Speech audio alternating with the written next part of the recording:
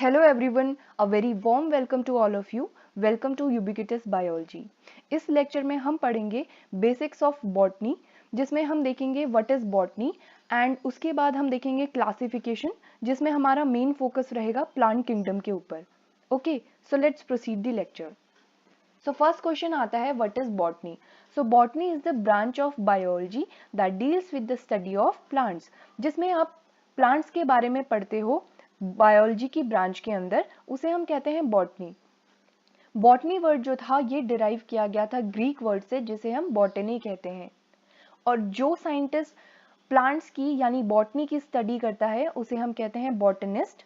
Okay, so I hope this slide is clear to you. So next question आता है what is plant kingdom. Plant kingdom को जानने से पहले हम पहले क्लासिफिकेशन सिस्टम को देंगे, जो कि विटेकर ने दिया था 1969 के अंदर. इन्होंने जितने भी लिविंग ऑर्गेनिजम्स थे उन्हें 5 किंगडम्स के अंदर डिवाइड किया था, जिसमें फर्स्ट किंगडम जो था वो मोनेरा, सेकेंड था protist, third is fungi, fourth is Plantae and fifth is animalia. Plant kingdom के अंदर हम सारे प्लांट्स को इंक्लूड करते हैं एंड फंगी के अंदर सारी फंगी आती है. इन दो किंगडम्स को हमने बॉटनी के अंदर मेनली पढ़ना होता है. फंगी को हम इसलिए बॉटनी के अंदर स्टडी करते हैं क्योंकि ऐसा माना जाता है जैसे प्लांट्स जो होते हैं इमोबाइल होते हैं, फंगी भी इमोबाइल होती है. और दूसरा पॉइंट ये होता है कि फंगी भी जो होती है वो सॉइल में ग्रो करती है प्लांट्स की तरह. सो विटेकर ने जो क्लासिफिकेशन दिया था इसमें इन्होंने कुछ पॉइंट्स को हाईलाइट किया था, जिसके बेसिस पे इन्होंने क्लासिफिकेशन दिया था. जिसमें फर्स्ट पॉइंट था कि सेल स्ट्रक्चर की कॉम्प्लेक्सिटी क्या है. इस बेसिस पे इन्होंने अपने क्लासिफिकेशन को रखा, जिसमें इन्होंने जो सेल स्ट्रक्चर था क्या वो प्रोकैरियोट्स हैं या तो यूकैरियोट्स हैं, इस बेसिस पे इनको कैटेगराइज किया था. जैसे मोनेरा ग्रुप के अंदर, मोनेरा किंगडम के अंदर सारे के सारे प्रोकैरियोटिक ऑर्गेनिज्म होते हैं. इसके अलावा कॉम्प्लेक्सिटी ऑफ बॉडी देखा, जिसमें इन्होंने यूनिसेल्युलर और मल्टीसेल्युलर ऑर्गेनिजम्स को डिवाइड किया. थर्ड था मोड ऑफ न्यूट्रिशन, जिसमें इन्होंने ऑटोट्रॉफ्स और हेटरोट्रॉफ्स के बेसिस में ऑर्गेनिजम्स को कैटेगराइज किया. सो जितने भी क्लासिफिकेशन सिस्टम थे वो स्टार्ट हुए थे एरिस्टोटल से लेके 20th सेंचुरी तक, जिन्हें डिवाइड किया था 3 टाइप्स के अंदर. ये 3 टाइप्स थे artificial system, natural system and phylogenetic system. Artificial system के अंदर हम किसी भी लिविंग ऑर्गेनिज्म की मॉर्फोलॉजी को स्टडी करते हैं, यानी जो उसका फिजिकल अपीयरेंस है उसको हम पढ़ते हैं. नेचुरल सिस्टम के अंदर हम एक्सटर्नल और इंटरनल दोनों फीचर्स की स्टडी करते हैं. फाइलोजेनेटिक सिस्टम के अंदर हम इवोल्यूशनरी हिस्ट्री के बेसिस में किसी भी लिविंग ऑर्गेनिजम्स को पढ़ते हैं. सो फर्स्ट है आर्टिफिशियल सिस्टम. ये जो क्लासिफिकेशन सिस्टम था ये बेस्ड था फ्यू मॉर्फोलॉजिकल कैरेक्टर्स के ऊपर. मॉर्फोलॉजिकल कैरेक्टर्स होता है कि आउटर अपीयरेंस किसी भी लिविंग ऑर्गेनिजम्स का कैसा है, उस बेसिस पे आप उसको क्या कर रहे हो, क्लासिफाई कर रहे हो, यानी अलग अलग ग्रुप में उसको प्लेस कर रहे हो. ये जो सिस्टम था आर्टिफिशियल सिस्टम, इसको सपोर्ट किया था या यूज किया था थियोफ्रेस्टस ने, प्लाइनी एंड लीनियस के थ्रू ये यूज किया गया था. नेचुरल सिस्टम की बात करें तो ये बेस था on all the important related characters both external and internal. यहाँ पे जितने भी लिविंग ऑर्गेनिजम्स थे उनके एक्सटर्नल और इंटरनल कैरेक्टर्स के बेसिस में इसको डिवाइड किया गया था. नेचुरल सिस्टम के जो सपोर्टर थे या फिर जिसने नेचुरल सिस्टम को जिन साइंटिस्ट ने यूज किया था वो थे Bentham and Hooker, Anderson and Candolle. Third है फाइलोजेनेटिक सिस्टम. ये सिस्टम जो था ये बेस्ड था इवोल्यूशनरी रिलेशनशिप ऑफ प्लांट्स के ऊपर, जिसमें जो प्लांट की इवोल्यूशनरी हिस्ट्री है, किस तरीके से इवोल्यूशन के दौरान प्लांट चेंज होता गया, उस सारे को हम फाइलोजेनेटिक सिस्टम के अंदर पढ़ते हैं.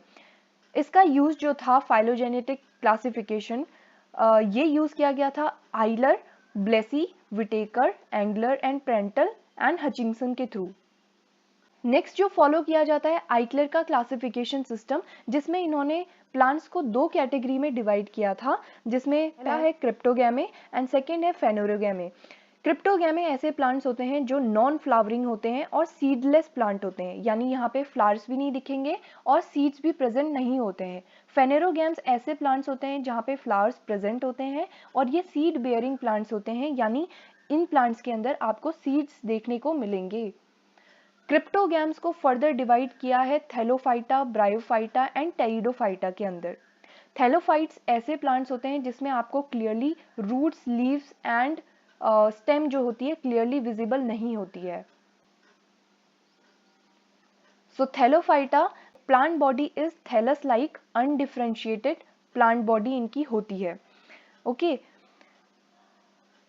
Next is bryophytes, the plant body with a root like structure, stem like structure, और इसके अलावा यहाँ पे वेस्कुलर टिश्यूज जो होते हैं वो एब्सेंट होते हैं। वेस्कुलर टिश्यूज जो होते हैं वो कंडक्शन के लिए प्रेजेंट होते हैं, इनका नाम होता है जाइलम एंड फ्लोएम, जो कि ब्रायोफाइट्स में एब्सेंट होते हैं।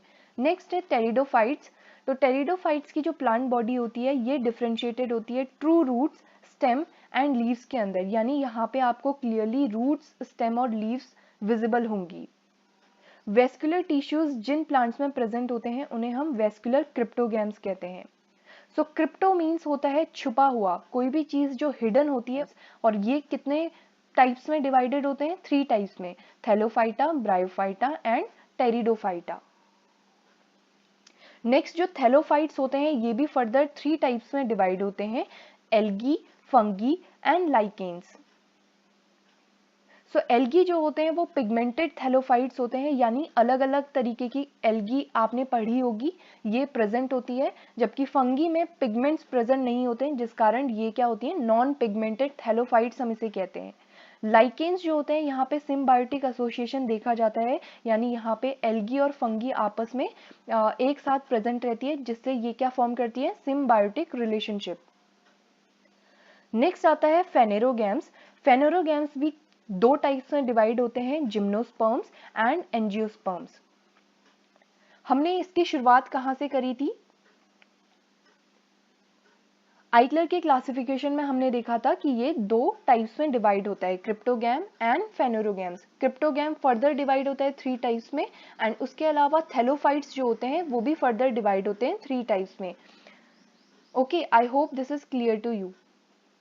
नेक्स्ट जो फेनेरोगैम्स होते हैं वो भी फर्दर 2 टाइप्स में डिवाइड होते हैं, जिसे हम कहते हैं जिम्नोस्पर्म एंड एंजियोस्पर्म।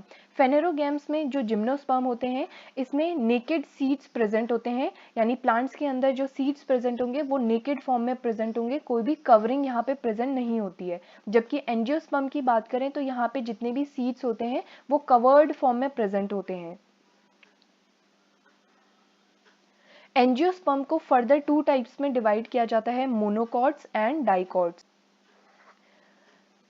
मोनोकॉट्स ऐसे प्लांट होते हैं जो कि सिंगल कॉटिलिडोन्स इसमें प्रेजेंट रहता है, यहाँ पे फाइब्रस रूट सिस्टम देखा जाता है एंड पैरेलल वेनेशन प्रेजेंट होता है। जबकि डाइकॉट्स के अंदर 2 कॉटिलिडोन्स प्रेजेंट होते हैं और यहाँ पे टैप रूट सिस्टम प्रेजेंट होता है। इसके अलावा यहाँ पे रेटिकुलेट वेनेशन प्रेजेंट होता है। वेस्कुलर टिश्यू जिन भी प्लांट में प्रेजेंट होता है उन्हें हम ट्रैकियोफाइट्स कहते हैं, और इसके एग्जाम्पल है टेरिडोफाइट्स, जिम्नोस्पर्म्स एंड एंजियोस्पर्म्स।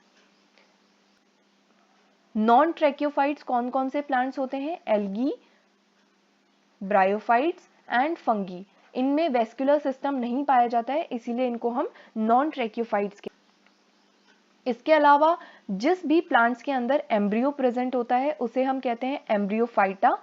इसके एग्जाम्पल हैं टेरिडोफाइटा, जिम्नोस्पर्म एंड एंजियोस्पर्म। इसके अलावा जिसमें एम्ब्रियो प्रेजेंट नहीं होता है वो होते हैं एल्गी, ब्रायोफाइट्स एंड फंगी। तो ये होते हैं non embryophytes. So I hope guys आपको ये लेक्चर समझ आया होगा, पसंद आया होगा, और अगर पसंद आया तो आप इसे लाइक, शेयर एंड सब्सक्राइब कर सकते हैं। Keep learning. Thank you so much everyone.